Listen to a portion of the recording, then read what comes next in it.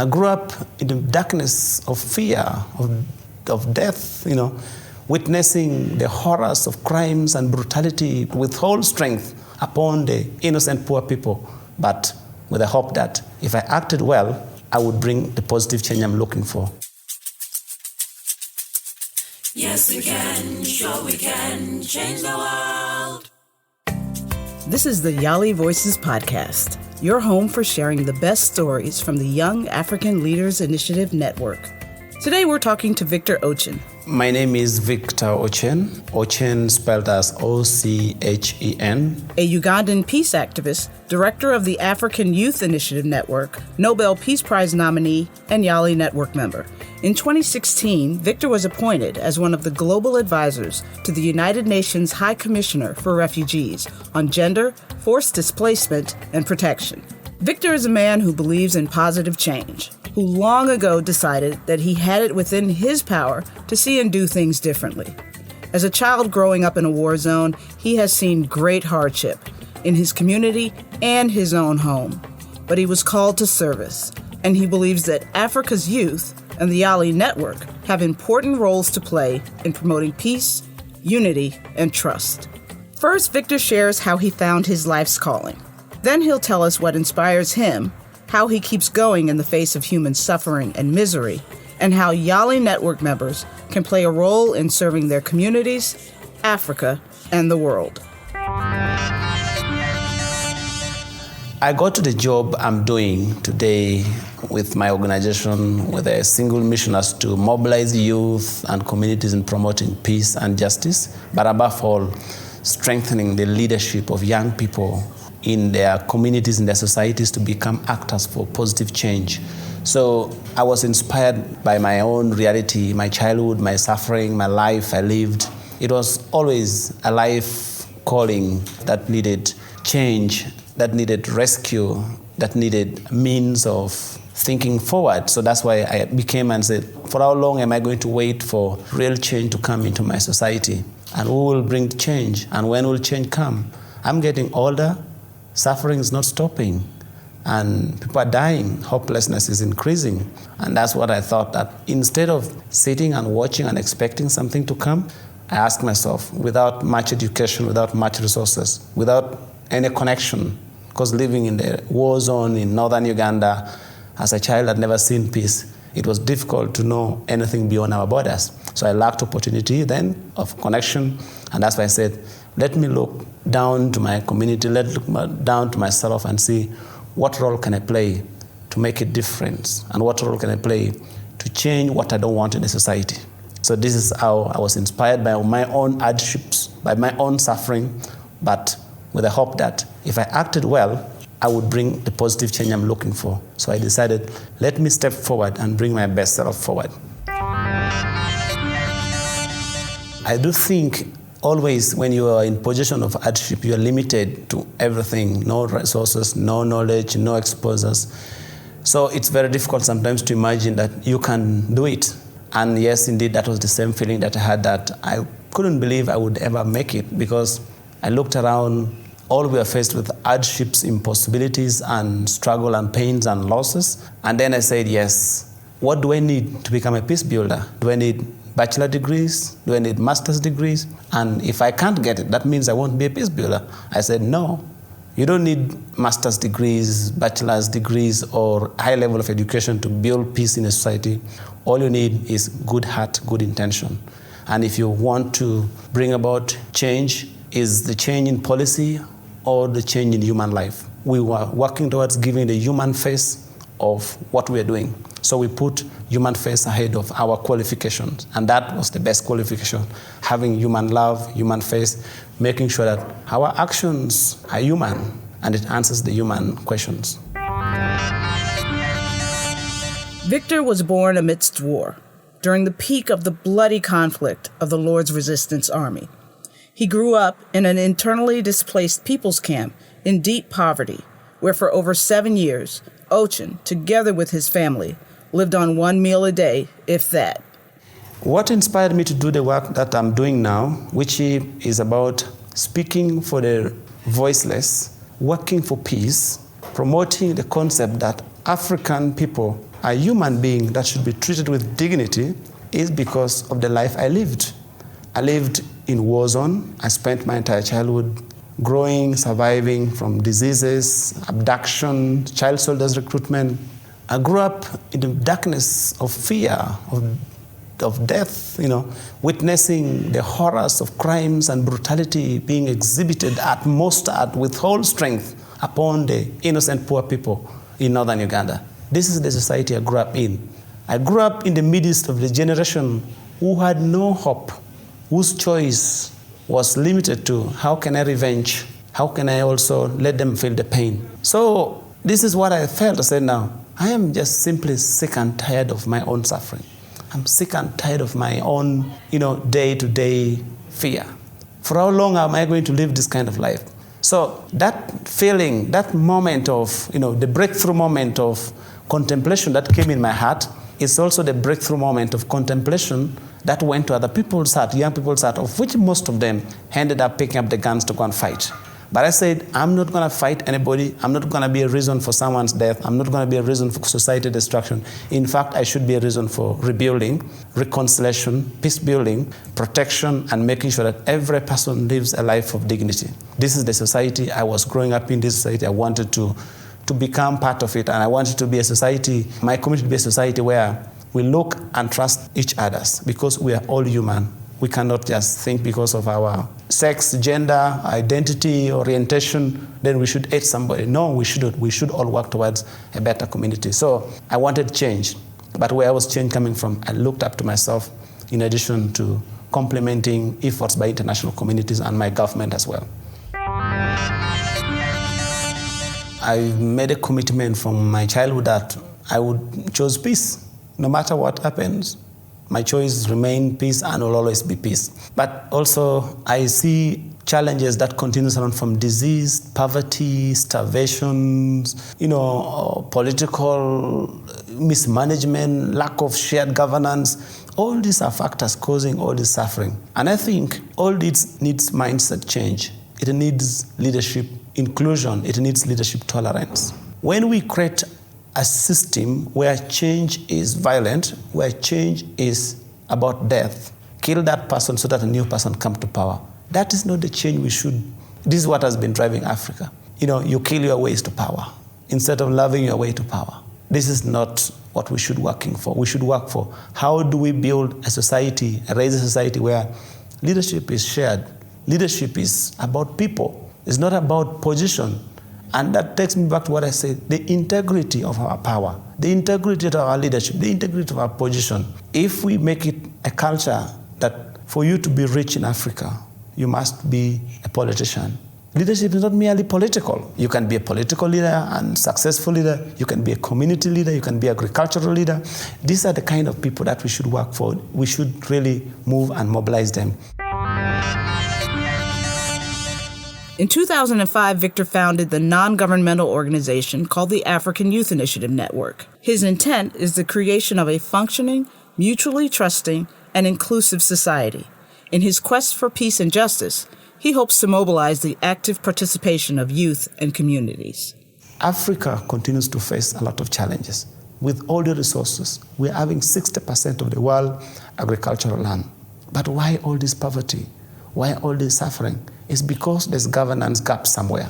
And that governance gap, how can we make it answerable to the reality on the ground? The challenge has been how. Not about what, but about how. How has been, should we fight them? Should we protest them? Should we name and shame them? Has it worked? In most cases, it hasn't. In fact, it has widened the division, the tribalism, and reinforced the negativity towards one another. I think as a young generation, this is our time to step forward, step with a good intention, bring our best self forward, and work for the leadership that is inclusive, the leadership that is respectful, based upon dignity. Democracy should be appreciated, and we should love our ways to power, not kill our ways to power. I think this is what we should step up so much for. And above all, the image we have is terrible, not only because it's being talked about it, but also the reality. Around the world, you talk about Africa, the first definition that comes in your mind is poverty, it's war, it's suffering. Recently, we had Olympic in Brazil. If all the Olympic medalists winners returned back home, 80% of the gold medalists would have come to Africa. But they're all refugees in other countries. There was one particular scenario where the top 4 finishers were all Africans. Somalia, Ethiopia, Eritrea, then Somalia again. But none of them represented the continent. So this is the kind of losses we are making. When are we going to bring back home what's supposed to be home? So this is the kind of inspiration we need to open up our space, open up our world, and kind of engage in a more meaningful and sincere dialogue. Leadership based on dialogue is the only way to go. It will answer the question, it will bridge the gap, it will build trust, which is key. Without dialogue, but how do we come to dialogue? As young people, it's our responsibility, it's our generation to come forward. Respect should drive our dialogue. Tolerance should be the reason for engagement. If we don't respect our leaders, they will not respect us. If we don't come to engage with love, we will always get a reply in violence. And then that's where the problem comes in, because can we adjust our hearts for the goodness of the continent? Of course, we are not tolerating impunity, not tolerating injustice, but we have reached a point where we need to come to a compromise, where leaders need to listen to their people, and people need to listen to their leaders. Without this, it won't be in a way we are going to bring any change, especially among the young people. Young people today, when they hear their leaders speak, they think they're making excuses, usual false promises, promoting, defending their failures, or looking forward into how they can die in power. The image the young people have of their leadership is terrible. And the same way, when leaders hear the young people, they hear their complainants, their abusers, their protesters, the extremists. These two must work together if we must. Can we create a culture where the young get reassured that they are part of the system, they own their legitimate honors of the future? Can we create a point where the leaders in power knows that we are not just merely hunting them out of power, but we're saying let them create a culture where leadership is shared and in a respectful way? It's a very important question that every young leader, YALI member, whether it be a fellow or a member or a network, alumni, beneficiaries or associates, should know that the spirit upon which YALI was founded was on a community, was about people, was about the future, and was about inclusion. Those presidents did not at any point think they are the only best humans on earth. They knew they were brought forward to serve their people. Both President Washington and Mandela had opportunity to become kings of their countries, but they chose to be leaders. They chose to leave power when they was even still wanted more to stay in power. They chose to work for people, and they laid the foundation upon which their nations became countries which are flourishing today. So this is a community spirit. This is the human spirit. So as young people, as young generation, bearing the identity of these significant leaders, we should be ready to defend that image and defend it with respect, defend it with integrity, the integrity of our power, the integrity of our choices, the integrity of our actions. This must be absolute integrity as a young generation. So this is why community that young people comes from, the members, YALI members come from, are the communities in need of peace, in need of prosperity, in need of growth, and in need of change, the mindset change. We may not be having enough infrastructure, but most important, if we change our mindset, there's a good reason for us to be hopeful.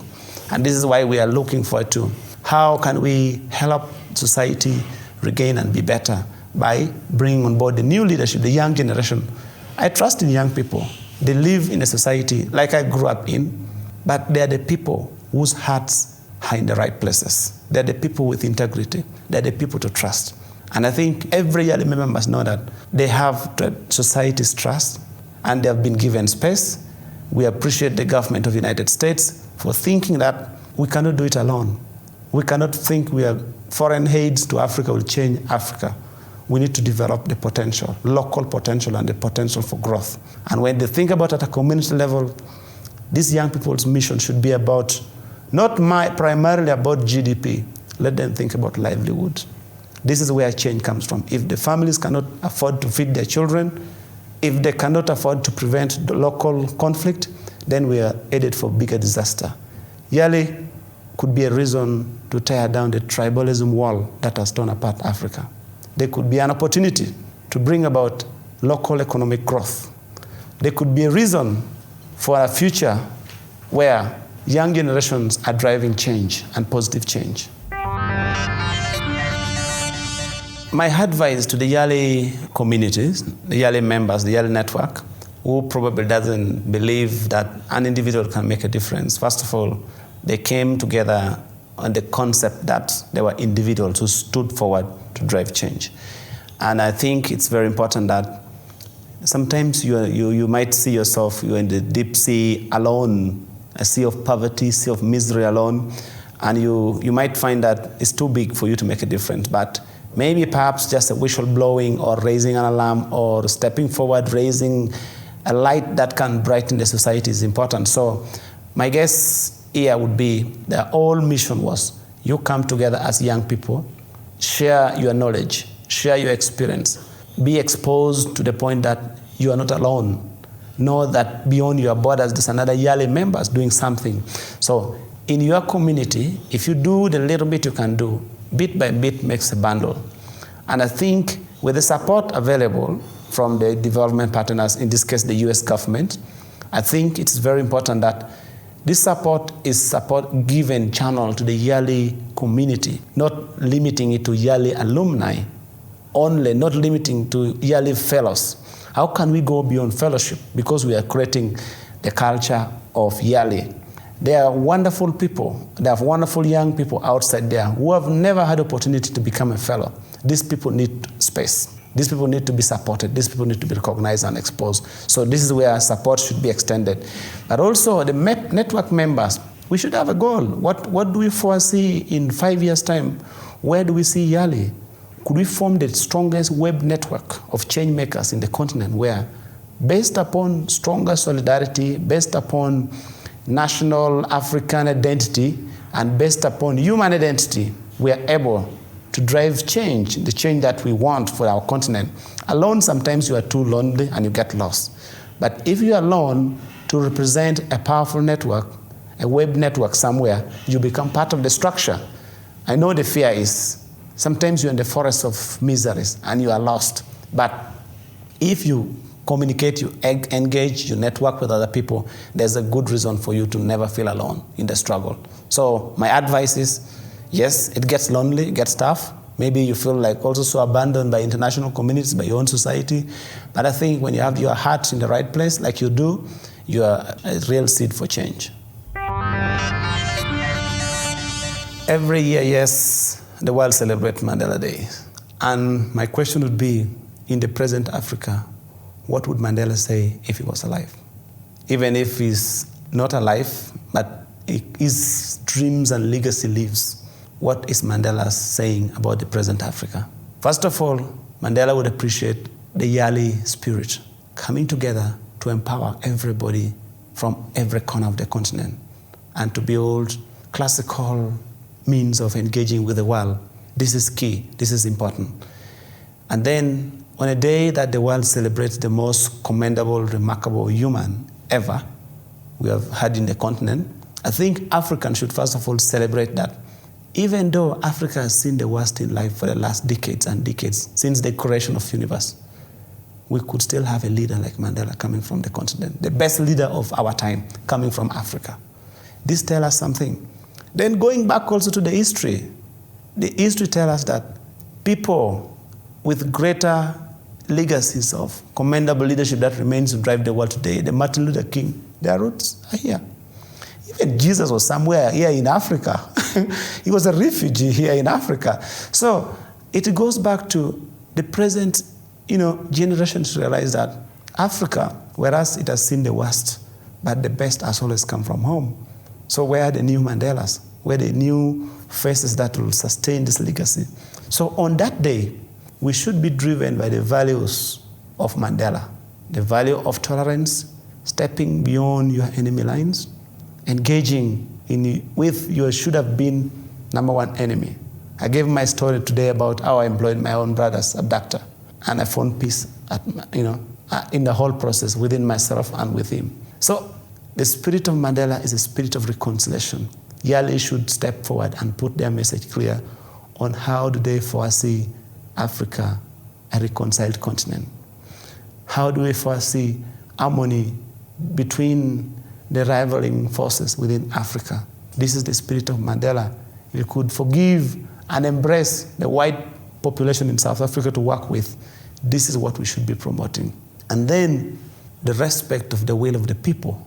And sometimes your people pushes you too much as a leader because of the few individuals whom you hear them would relays what is being either talked about or they assume what is being talked about. And then they tell you, stay in power forever. If Mandela could step down from power, he reached a point of saying, I am not only respecting the talk of the people, I'm listening to my heart. I think this is when we should do that. Sometimes leaders say, I'm not going to leave power because my people want me in power. You know, it's not only good for you self to leave power and respecting the tools, the institution, the document of freedom, but it's also good to set a precedent. If Mandela could do it, we think other leaders should also do it. So dialogue is important, creating harmony is important, promoting the spirit of reconciliation. This should be an opportunity where on that day, YALI should launch a movement that would seek about promoting a united Africa where people dialogue in harmony to address problems that is killing our people. Because it's not about us. If it was about Mandela, he could have lived in power forever, could have been the king of South Africa. But he said, no, it's all about people. So the leadership of the people is the leadership that should be promoted by the Young African Leaders Network. Before we wrap up with Victor, he had one more thing he wanted to share that may surprise you. He applied for, but was not selected for a Mandela Washington Fellowship. I was so inspired because all along I was pursuing an opportunity that could put me in touch with fellow young people around the continent and around the world. When I heard about the opportunity, I applied for it. I applied for YALI twice. I couldn't be taken, and up to now I've never been taken yet. So, which is fine because somehow I represented the majority of the population around the world who applied for this opportunity, but not everybody can be taken. It's just good, but good for a certain few numbers, which you can't blame that, why was I not taken? But what I'm saying also is, upon learning about YALI's mission, YALI's dream, and the vision, the objective, I found it fitting to what I was doing locally. And I said, well, I'm so happy to know that my choice to act in a way that I work towards transforming my society is not mistaken, is a choice which is right, and is a choice that complements what international communities, the intellectuals of this world are also thinking. I'm thinking at a local level, but also that people think at a global level. And then I thought, now maybe with the YALI Network coming in, if I took part in it, I would be taking my local community knowledge to international communities and also bring international to my local communities. So that's why I worked so hard about it. But then, since it did not happen, I did not give up. And I said, I do not need to be a fellow in order to be a YALI. I am a YALI, but I'm not a fellow. But that's okay, because the spirit upon which YALI was founded was based on the fact that, the top historical leaders whose dreams led to the founding of their nations, that their citizens, their people may live in peace, their future generation may embrace the concept of unity, which Washington had for America, which Mandela had for Africa and for South Africa, which President Obama came and embraced and said, our generation need to help achieve the vision of our founding fathers. So this is the spirit upon which we needed, and this is the spirit upon which it should be passed on to the young generation. And I'm very happy that my experience with YALI today is phenomenal, because I meet amazing young fellas who have gone to Washington or to United States, people who have been around the continent, enormous training in the region that I think is just brilliant. And what inspires me the most about YALI right now, it has become the largest powerful network of young African leaders, which I see it creating a powerful transformation because it's inspiring growth, not only economic growth, but human growth, unity, cementing the relationship, bridging the gap, creating network, creating understanding, and facilitating atmosphere for trust. This is what we needed in the continent, and I think this is what YALI is achieving remarkably. Thanks, everyone, for tuning in to another YALI Voices podcast, and thank you, Victor Ochen, for a great conversation and for all the work you do. Be sure to come back for more inspiring stories from young African leaders on the YALI Voices podcast. Join the YALI Network at yali.state.gov and be a part of something bigger. Our theme music is Ego Happen by Grace Jerry and produced by the Presidential Precinct. The YALI Voices podcast is brought to you by the U.S. Department of State and is part of the Young African Leaders Initiative, which is funded by the U.S. government.